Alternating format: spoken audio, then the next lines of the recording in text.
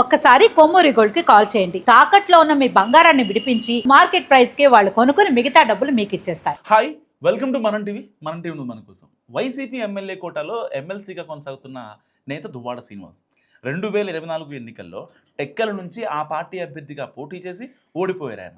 అదే సమయంలో దువ్వాడ కుటుంబ వ్యవహారం ఇటు రాజకీయంగాను అటు నైతికంగాను తీవ్ర చర్చకు దారితీసింది. అయినా సరే పార్టీ కార్యక్రమాల్లో పాల్గొంటూ టెక్కల్లో ఓవైపు మంత్రి అచ్చెన్నాయుడుపై రాజకీయం పోరాటం చేస్తూనే మరోవైపు సొంత పార్టీ నేతలు ధర్మాన సోదరులపై కూడా ఆయన వరుస విమర్శలు చేశారు. అయితే అనూహ్య పరిణామాలతో 2025 ఏప్రిల్లో వైసీపీ అధిష్టానం దువ్వాడను పార్టీ నుంచి సస్పెండ్ చేసింది. క్రమశిక్షణ ఉల్లంఘనతో పాటు పలు ఫిర్యాదుల కారణంగా ఆయన్ని పార్టీ నుంచి పక్కకు పెట్టారు పెద్దలు.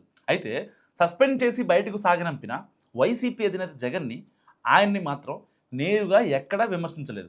అయితే పలు సందర్భాల్లో డిప్యూటీ సీఎం పవన్ కళ్యాణ్పై వివాదాస్పద వ్యాఖ్యలు మాత్రం ఆపలేదు దువ్వాడ శ్రీనివాస్.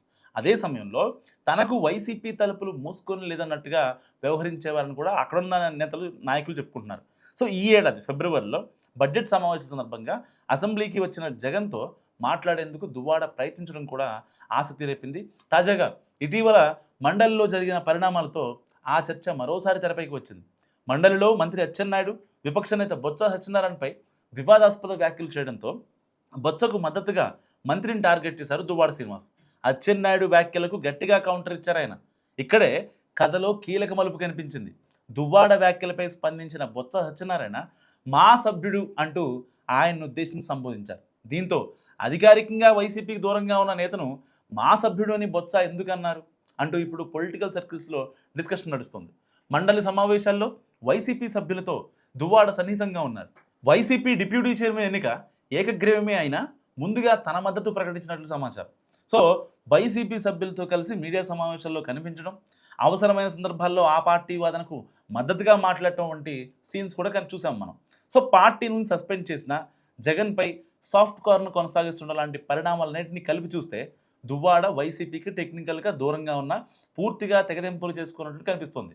దీంతో దువ్వాడ శ్రీనివాస్ మళ్ళీ వైసీపీలోకి రావాలనుకుంటున్నారా, లేక మండలిలో తన రాజకీయ ప్రయోజనాలకు అనుగుణంగానే ఈ వైఖరి కొనసాగిస్తున్నారా అన్న సందేహాలు వస్తున్నాయి.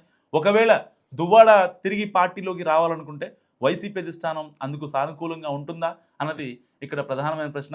సో టెక్కల్లో పార్టీ సమీకరణాలు, అచ్చెన్నాయుడితో దువ్వాడకు ఉన్న రాజకీయ వైరం, ధర్మాన సోదరులతో విభేదాలు ఇవన్నీ లెక్కలోకి తీసుకోవాల్సిందేనని పార్టీ వర్గాలే అంటున్నాయి. అయితే అధికారికంగా సస్పెన్షన్లో ఉన్న నేత వైసీపీ సభ్యులతో కలిసి అడుగులు వేయటం, అవసరమైనప్పుడు వైసీపీకి మద్దతు ఇవ్వడం, అన్నింటికీ మించి బొత్స వంటి సీనియర్ నేత నోట మా సభ్యుడు అన్న మాట రావడం లాంటివన్నీ కలిపి చూస్తుంటే మాత్రం దువ్వాడ రాజకీయ ప్రయాణం మళ్ళీ వైసీపీ వైపు టర్న్ అయినట్టే కనిపిస్తుంది అంటున్నారు. ఇక బొత్స యాదృచ్ఛికంగా దువ్వాడను ఉద్దేశించి మా సభ్యుడిని అన్నారా, లేక దాని వెనక రాజకీయ కోణం ఉందా అనేది ఆసక్తికరంగా మారింది. సో ఈ పరిస్థితుల్లో ధర్మాన బ్రదర్స్ రియాక్షన్స్ ఎలా ఉంటుందని కూడా ఆసక్తిగా గమనిస్తున్నాయి. అటు పార్టీ అధినేత జగన్ గ్రీన్ సిగ్నల్ ఇస్తారా, లేక నిత్యం వివాదాల్లో ఉండే వ్యక్తితో మనకెందుకు వచ్చిన పంచాయతీ అంటూ లైట్ తీసుకుంటారా అన్నది ఇంట్రెస్టింగ్ పాయింట్.